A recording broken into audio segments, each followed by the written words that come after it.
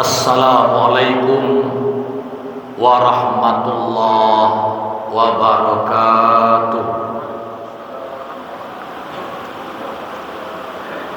Innal hamdalillah asyhadu an la ilaha illallah wa asyhadu anna Muhammadar Rasulullah wa la haula wa la quwwata illa billah. Allahumma salli ala Muhammad wa ala ali Muhammad. A'udzu billahi minasy syaithanir rajim. Wankihul ayyama minkum was-salihin min ibadikum wa imaikum.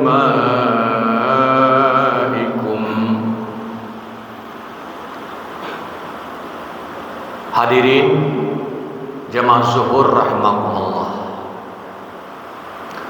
Pembahasan kita pada zuhur ini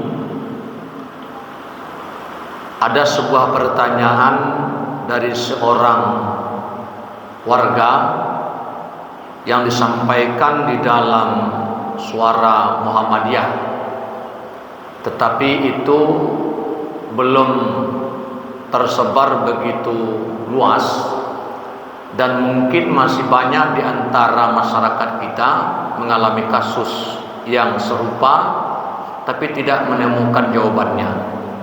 Pertanyaannya adalah, siapa wali nikah dari seorang perempuan yang lahir di luar nikah? Jadi anak perempuan yang lahir di luar pernikahan. Di seorang perempuan melakukan hubungan badan, kemudian dinyatakan hamil.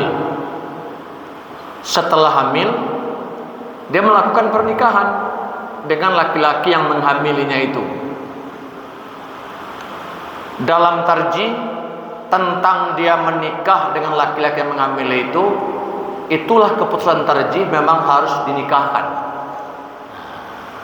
Jadi kalau ada orang berbuat zina, laki-laki dengan perempuan, putusan tarjih itu menyebutkan nikahkanlah kedua pelaku itu, pelaku laki-laki dengan pelaku perempuan. Bahkan dilarang menikahkan perempuan korban zina itu dengan laki-laki bukan pelakunya. Itu sesuai dengan Al-Quran surah An-Nur. Kemudian yang mau kita bahas ialah anak yang dalam kandungannya itu, saat nanti dia lahir, ternyata anak itu adalah perempuan. Ketika besar kan membutuhkan wali untuk bisa menikah. Di pertanyaan tadi itu, anak yang tadi hasil hubungan di luar nikah, setelah ia besar, saat anak itu akan nikah berumah tangga, siapa walinya? Sedangkan ibunya yang tadi hamil dalam luar nikah itu, saat dia hamil itu sudah menikah dengan laki-laki yang mengambilinya. Jawabannya adalah, yang pertama, tentang nikah ini, wali semua mazhab dan tarjih juga mengatakan wali itu menjadi rukun, wajib ada wali. Perempuan seorang diri tidak dapat menikahkan dirinya sendiri, atau seorang perempuan kepada perempuan lain juga tidak bisa menikahkan.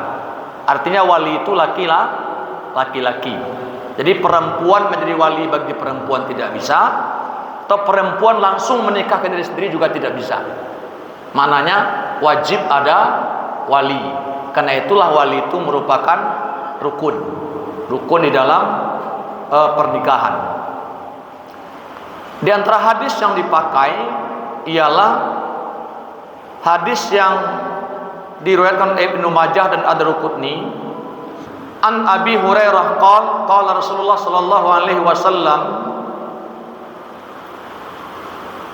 la tazawwaj al-mar'atul mar'ah wa la tazawwajul mar'ah nafsuha.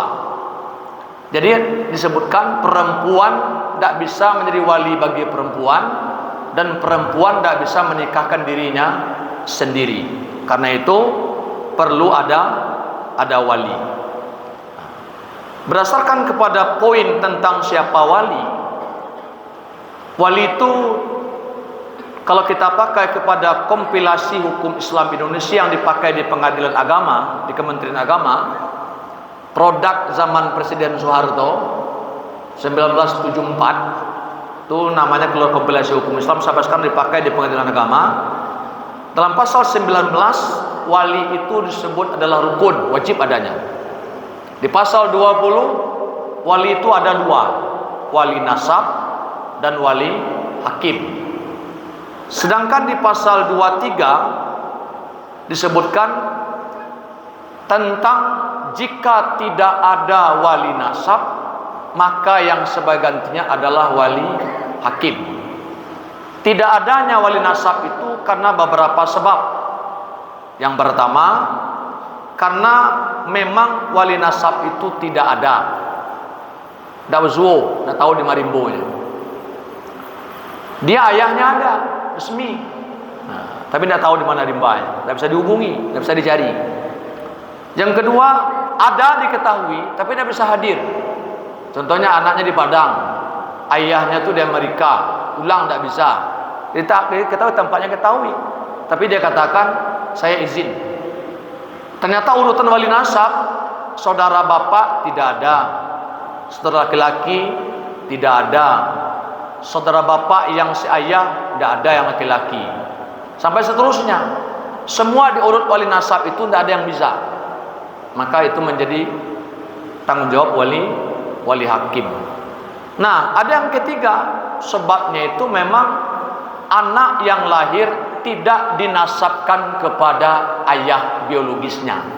Nah, inilah status anak yang lahir karena hubungan di luar nikah. Dalam ketentuan hukum Islam, dari saduran fikih, ayat dan hadis, serta disimpulkan pada kompilasi hukum Islam, bahwa anak yang lahir disebabkan hubungan di luar nikah, nasabnya hanya kepada ibunya, tidak terhitung nasab kepada ayahnya. Meski ayah laki-laki yang menghamil ibunya itu secara biologis dialah anak, dialah ayah biologis dari anak tersebut, tapi dia menikah setelah dia hamil, maka tidaklah dinasabkan anak ini kepada laki-laki tersebut meski dia sudah dinikahi si perempuan itu. Maka artinya apa? Tarjih menjelaskan nasabnya hanya kepada ibunya. Karena nasabnya hanya kepada ibunya, berarti si perempuan itu tidak punya nasab kepada ayahnya. Kalau tidak punya nasab kepada ayahnya, berarti semua wali nasab sampai ke bawah, ke atas, kakek ke atas, terus ke bawah, ke samping saudara ayah yang laki-laki yang kandung dan seayah, atau saudara laki-laki. Nanti, pokoknya nanti setelah punya nikah dia punya anak, di situ ada adik si perempuan itu laki-laki dari ayah biologisnya itu, kan saudara kandungnya itu, saudaranya itu. Tapi karena dia tidak nasab kepada ayahnya, dengan saudaranya pun sudah dihitung tidak kandung. Karena dihitung tidak kandung, berarti dia tidak berhak menjadi wali. Nah, oleh karena tidak ada wali nasab, maka yang menjadi walinya adalah wali hakim. Siapa wali hakim? Itulah pemerintah. Oleh kita kan KUA, bisa hakim, bisa KUA, artinya resmi ditunjuk oleh negara. Nah, kaum muslimin, dalam kaidah ini, ketentuan ini, mungkin peristiwa banyak terjadi.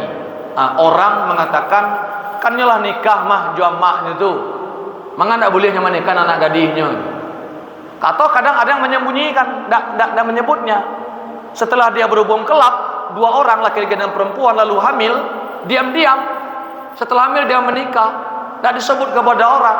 Suatu saat anaknya sudah besar, ternyata perempuan, dinikahkannya anak ini jadi wali, tidak sah, batal. Kalau batal tetap juga dilaksanakan dan diberitahu kepada orang lain, itu sama namanya menyediakan partisi zina untuk anak sendiri.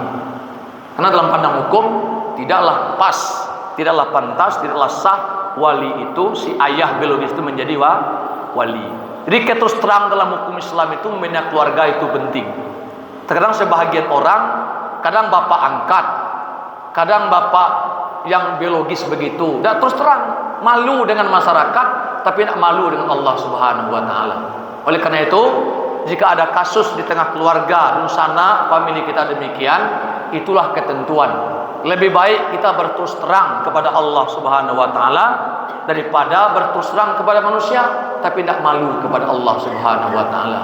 Karena tidak sedikit orang yang mengalami seperti itu, demi menutupi malu kepada masyarakat, ngaku-ngaku itu anak ambo, itu anak kandung ambo, padahal anak itu lahir kena hubungan di luar nikah.